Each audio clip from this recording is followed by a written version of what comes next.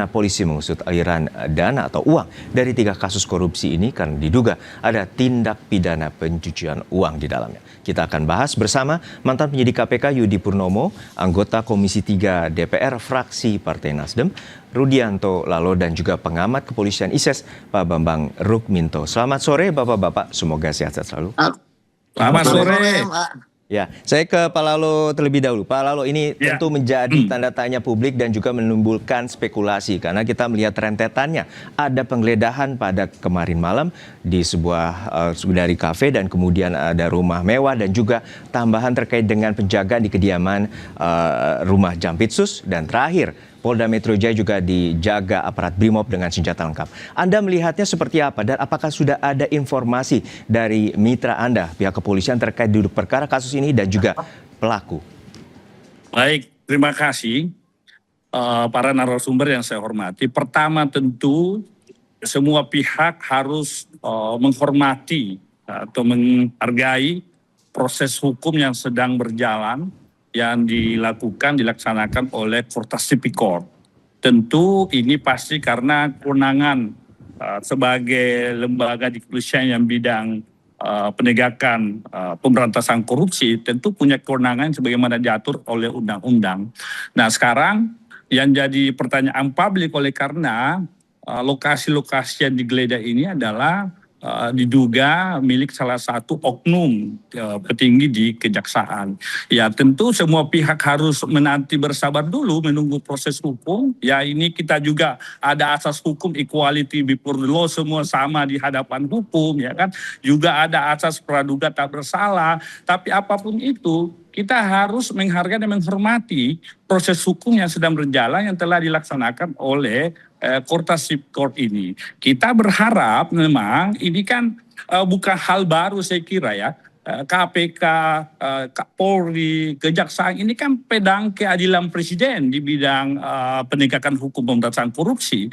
Yang sudah menjadi rahasia bersama bahwa ada saja oknum-oknum yang kadang-kadang diberi kewenangan oleh negara tapi menyalahgunakan kewenangan yang dimilikinya. Ya, inilah saya kira manfaat saling kontrol ini juga penting saya kira, dan kita menanti aja bersabar menunggu proses hukum. Kita berharap semua pihak mari kita memberi kesempatan menggunakan kewenangan yang diberikan, jangan kemudian ada kesan ada yang menghalang-halangi, merintangi, ya. Apalagi kemudian kasus ini menjadi perhatian mata kepala. Anda melihatnya ada pihak-pihak yang akan merintangi kasus ini? Ya, siapapun itu, saya mengatakan bahwa mari kita menghormati proses hukum yang sedang berjalan, ya kita menghormati karena semua sama di hadapan hukum, ya. Kemudian ada juga asas praduga tak bersalah, ya, kita menanti seperti apa kasus ini. Yang pasti saya mau mengatakan bahwa 3 penegak hukum ini kan pedang keadilan presiden. Seyogyanya bisa berkoordinasi atau bersupervisi atau antar para petinggi penegak hukum ini, ya, supaya betul-betul ini tidak menjadi polemik di masyarakat. Kita mau menjunjung tinggi proses hukum dan kita harus menghormati proses hukum yang sedang berjalan. Kira-kira. Oke, untuk saat ini saya menuju ke Pak Bambang. Pak Bambang, untuk saat ini kita melihat bahwa jumlah nominalnya juga fantastis, hampir 500 miliar, kemudian ada 74 kilogram emas yang juga disita dalam penyitaan 3 perkara yang tengah diusut pihak kepolisian. Namun juga kita melihat bahwa penjagaan di Polda Metro Jaya ini cukup melibatkan anggota Brimob dengan laras panjang dan segala macam. Untuk saat ini Anda melihat bahwa kasus yang tengah diusut polisi tidak biasa. Ya, memang benar ya, kasus ini menyita perhatian publik karena persepsi di mata publik selama ini terkait penegakan hukum tindak pidana korupsi ini memang masih menjadi problem. Kita mengetahui beberapa waktu yang lalu misalnya Kejaksaan juga mentersangkakan polisi aktif maupun purnawirawan Polri di kasus MBG misalnya seperti itu. Terus kemudian saat ini yang dilakukan oleh Kortas Tipikor Polri dan Polda Metro ini menyangkut dengan personil elit di Kejaksaan. Artinya masyarakat melihat ini ada upaya semacam balas-balasan nih seperti itu. Makanya ini menjadi perhatian publik dan kemudian kalau kita melihat kemarin malam ini ada sekelompok satuan gitu yang semua orang tahu juga mereka berseragam seperti itu. Artinya ini masyarakat juga melihat ini ada upaya-upaya yang sangat besar untuk melakukan intervensi terkait dengan kasus ini. Makanya ketika muncul Polda Metro kemudian kepolisian merespon dengan melakukan pengamanan yang lebih ekstra dengan mendatangkan satuan Brimob, tentu ini adalah hal yang wajar seperti itu. Anda melihatnya seperti apa adanya satuan yang kemudian mendatangi pihak kepolisian terutama pada malam hari? Anda melihatnya seperti apa? Apakah ada unsur tertentu? Ya, saya melihat ini menjadi problem dan Kapus Pen TNI sudah mengakui ya bahwa ini juga menyangkut dengan adanya Perpres 66 tahun 2025 tentang perlindungan pada jaksa yang melaksanakan tugas seperti itu. Tapi ini seharusnya dibaca secara proporsional bahwa pengamanan kejaksaan ini adalah pengamanan institusi, bukan pada pengamanan personal individu. Apalagi kalau kemudian individu ini diduga melakukan pelanggaran. Ini akhirnya akan menjadi blunder bagi TNI. Perpres 66 tahun 2025 ini harus dibaca lebih bijak. Jangan sampai ini malah menjadi mendegradasi marwah TNI yang seharusnya fokus pada menjaga kedaulatan negara, bukan menjaga individu-individu elit dimanapun, apalagi yang ini diduga terkait dengan sebuah tindak pidana seperti itu. Oke, saya ke Mas Yudi. Mas Yudi, kita memasuki terkait dengan perkara kasus bahwa ini kasus perkara korupsi batubara atau pengadaan batubara dari tahun 2018 hingga 2020 atau ada jangka waktu 8 tahun. Menurut Anda apa pengawasan ini yang selama ini kurang ataupun seperti apa ataupun ini adalah salah satu bentuk penyanderaan terhadap salah satu kasus tertentu? Namun jawabannya usai jeda hanya di Kompas Petang.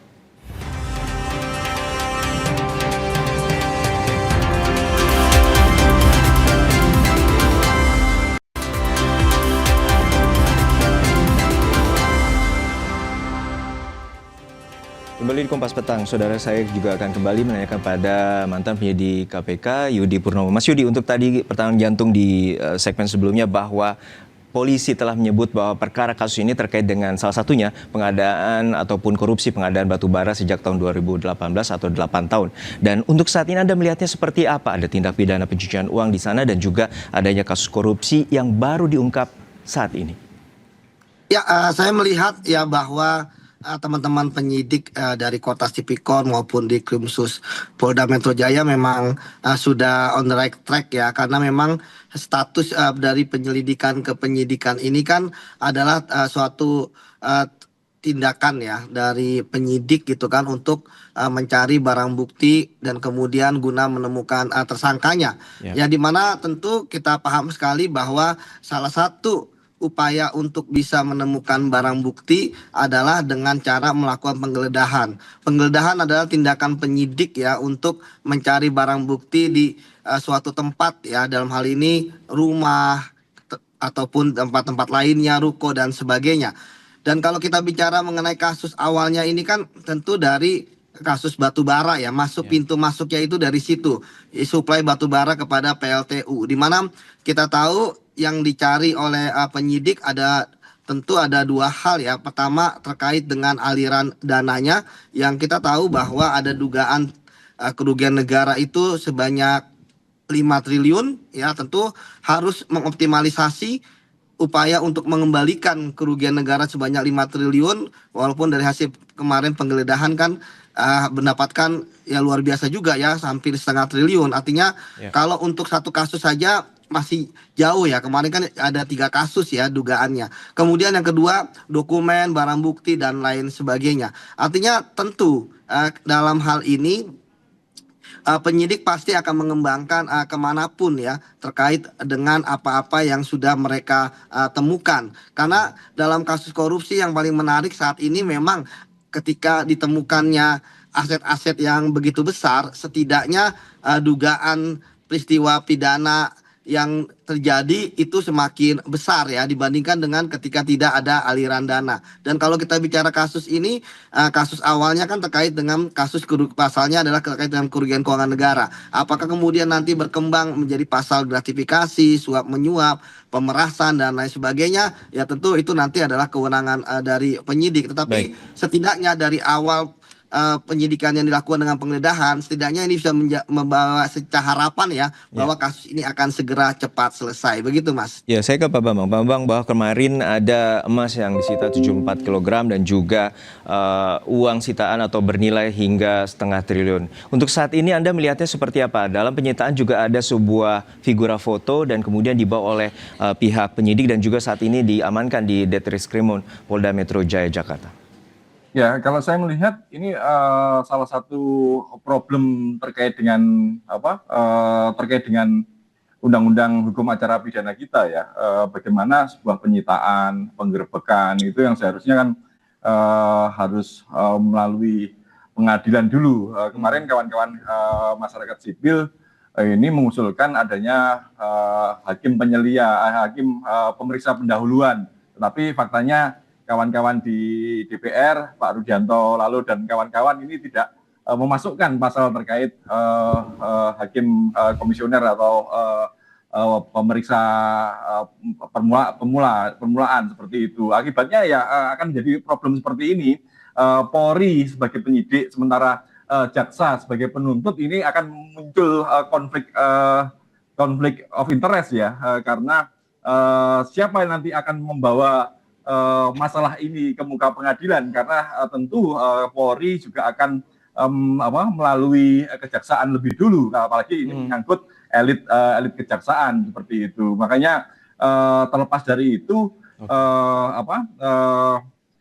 penyitaan tadi barang bukti ini harus segera dilaporkan ke pengadilan agar mendapatkan jaminan bahwa proses ini dilalui dengan benar, karena bila tidak ya nanti akan memunculkan problem baru lagi terkait dengan upaya pra peradilan dan yang lain-lainnya seperti itu. Oke.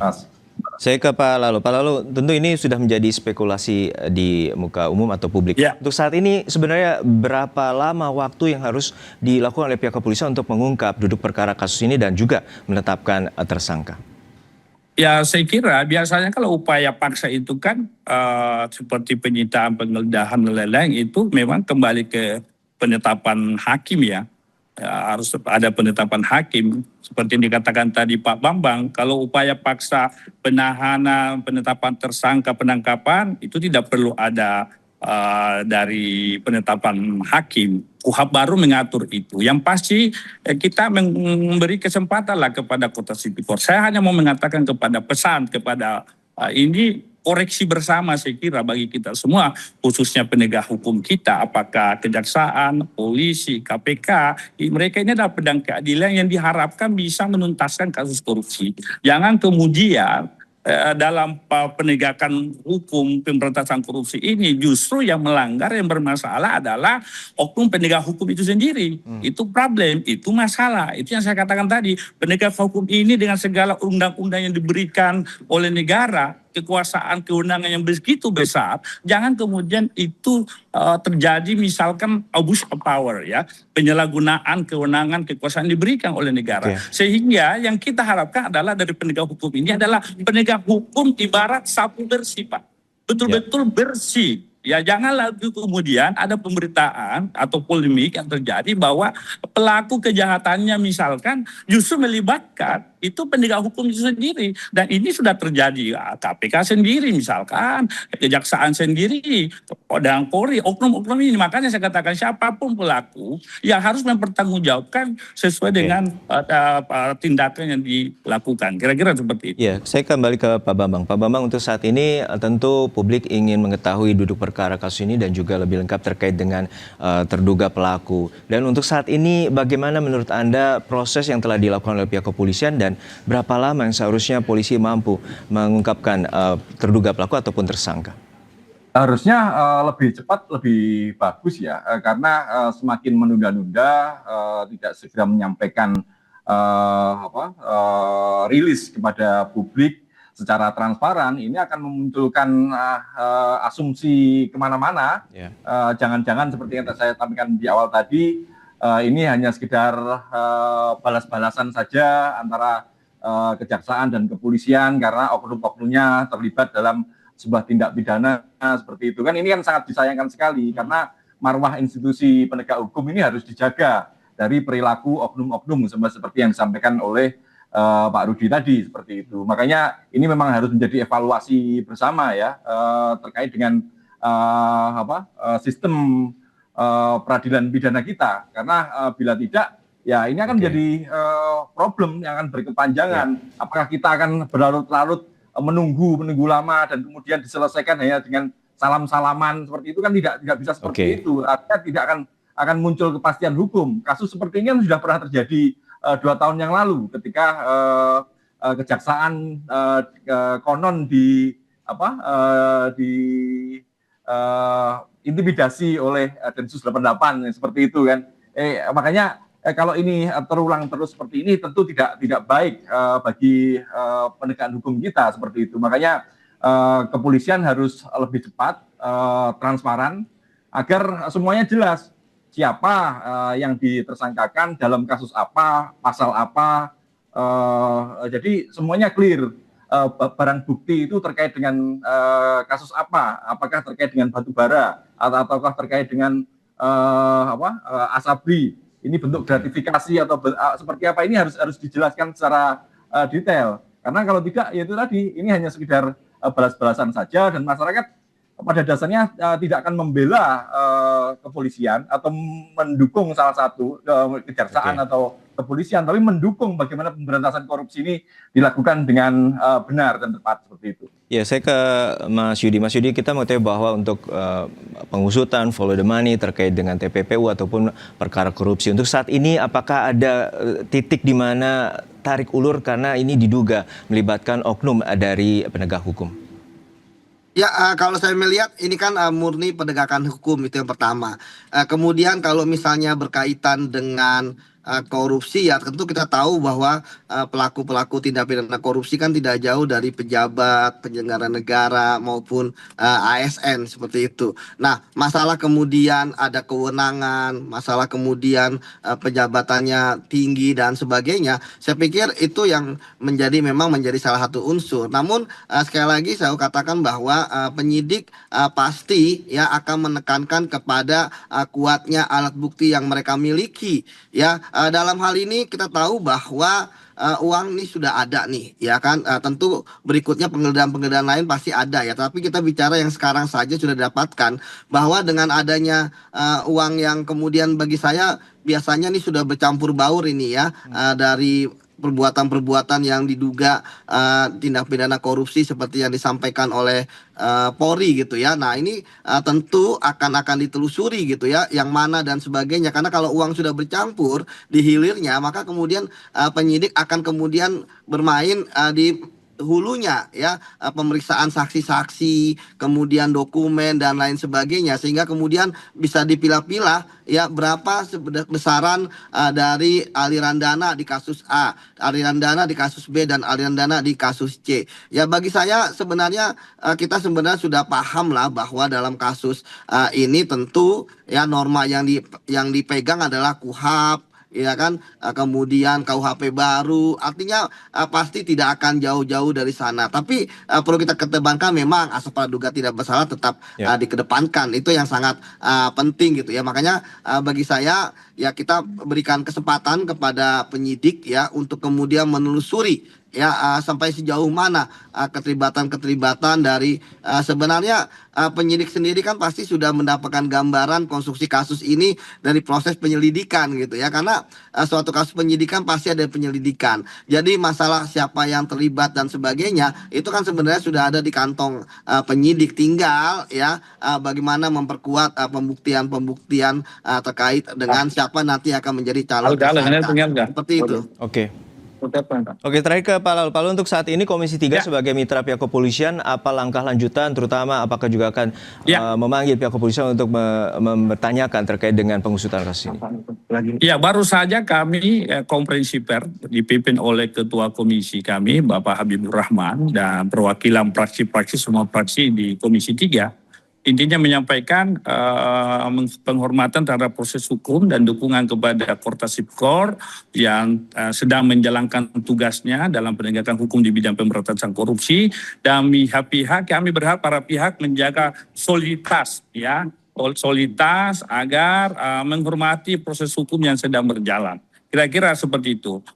Intinya kami mendukung proses penegakan hukum yang telah dilakukan, apalagi ini 3 kasus besar dan ditemukannya nilai barang bukti yang luar biasa fantastis ya, baik emas batangan maupun uang US dollar. Saya kira ini harus dituntaskan agar publik betul-betul bisa mendapatkan jawaban terhadap proses hukum yang sedang berjalan ini. Yang pasti kami mau menyampaikan kiranya penegak hukum, para pembesar penegak hukum, baik Kejaksaan, Polri maupun KPK, ada duduk bersama ya agar bisa berkoordinasi dalam menuntaskan kasus-kasus korupsi, termasuk apabila ada oknum-oknum di dalam institusi itu yang melakukan dugaan tindak pidana korupsi tersebut. Kira-kira Kita seperti itu. nantikan bagaimana pengusutan tuntas agar tidak menimbulkan spekulasi terhadap di masyarakat terkait dengan kasus ini. Untuk terakhir Pak Bambang, ada poin yang ingin disampaikan terkait dengan penyidikan ataupun dari pihak kepolisian dalam mengusut tuntas kasus ini? Ya, karena ini menyangkut lembaga penegak hukum kita, penyidik kepolisian dan kemudian penuntut kejaksaan, ya harusnya Presiden juga turun tangan untuk menengahi. Jangan sampai kasus ini hanya selesai salam-salaman saja yang tadi disampaikan Pak Rudianto, koordinasi, sinergisitas. Ini seringkali dimaknai hanya menutup problem yang ada di internal seperti itu. Ini kan sangat disayangkan sekali. Makanya dalam hal ini Presiden harus segera turun tangan agar kasus ini bisa clear dan tuntas sampai ke pengadilan seperti itu. Baik, terima kasih perspektifnya Pak Bambang Rubinto, pengamat ISIS dan juga anggota Komisi 3 DPR fraksi Partai Nasdem, Pak Rudianto Lalo dan juga Mas Yudi Purnomo, mantan penyidik KPK telah berbagi perspektif bersama kami di Kompas Petang.